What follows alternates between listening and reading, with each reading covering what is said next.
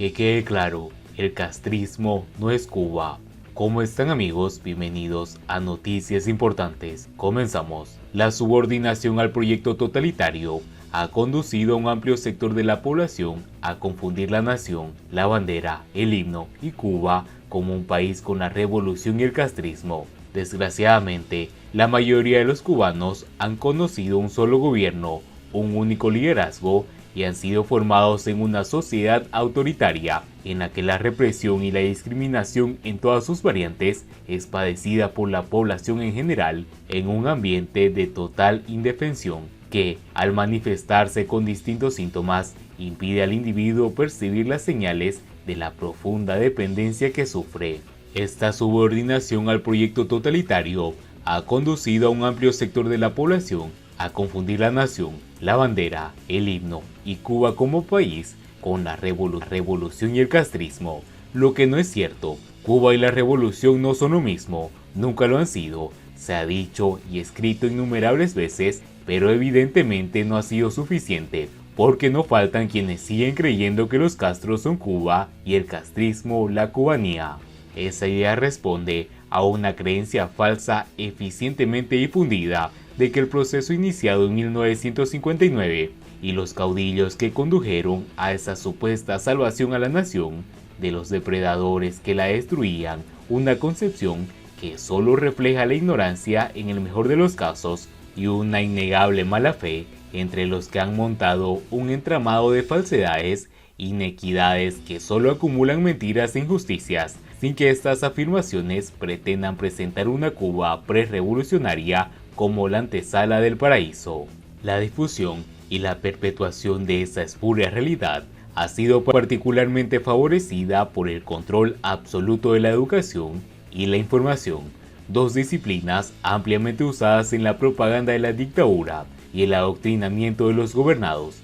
Por otra parte, la segregación política e ideológica favorece la competencia extrema y la abyección de los contendientes, demoliendo los valores fundamentales del individuo. Los que han detentado el poder en Cuba desde 1959 han implantado un método patriarcal que ha generado una exagerada dependencia de los siervos de la autoridad, la que ha inducido, aún entre muchos de ellos que no devotos del sistema, a las creencias del Estado, los líderes y la revolución son una trinidad sentenciada de la nación. En una palabra, todo es lo mismo y quien ataque a uno intenta destruir el conjunto. Por supuesto, esta certeza donde mayor presencia tiene es entre los jóvenes, porque han sido más abusadas. De ahí que aunque aquellos que tienen la capacidad de tomar decisiones propias, como independizarse trabajando por su cuenta propia o abandonando el país, tienden a repudiar todo lo que Cuba representa al identificar erróneamente a la dictadura con una nación, o en caso contrario, aprueben y promueven todo lo que sucede en la isla sin entrar a considerar cuáles son los progresos naturales de un país con independencia del gobierno que lo dirija. Por suerte, hay numerosas excepciones, como se aprecian con las presiones a la dictadura o en los activistas que favorecen un cambio hacia la democracia real en Cuba. Es válido considerar que aún aquellos que actúen con un mínimo de independencia son en cierta medida fallas del proyecto, supuestamente al ser formados en los estrictos marcos del castrolicismo. Su conducta y pensamiento debería ser de absoluta fidelidad, lo que en realidad no ocurre, porque la mayoría de los que permanecen fieles al proyecto lo hacen más por interés que por convicción, como fueron los casos de los cancilleres Roberto Robaina y Felipe Pérez, o quienes se desencantan y combaten al régimen, como sucedió con Ernesto Borges, oficial de inteligencia que lleva más de 22 años en prisión.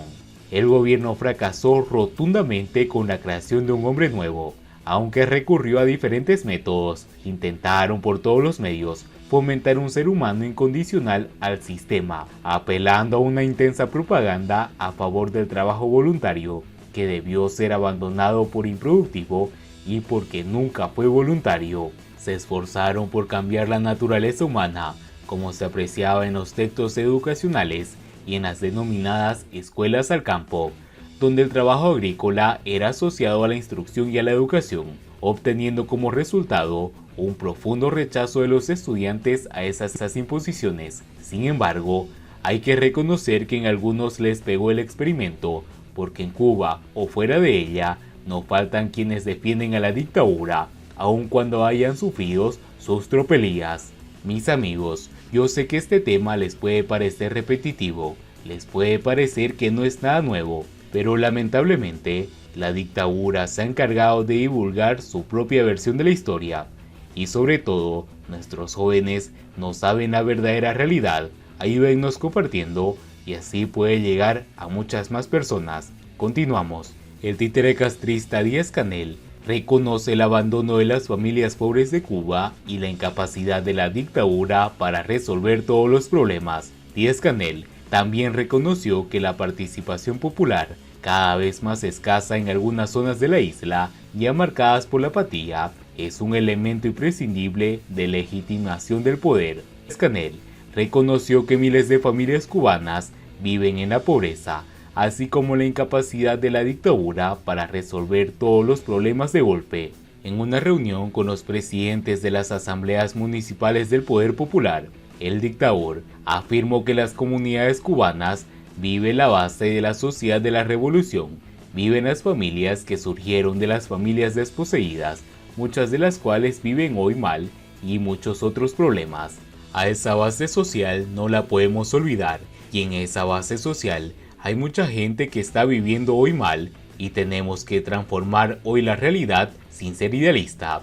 No todo lo podemos resolver de golpe porque son muchos los problemas, detalló el títere castrista.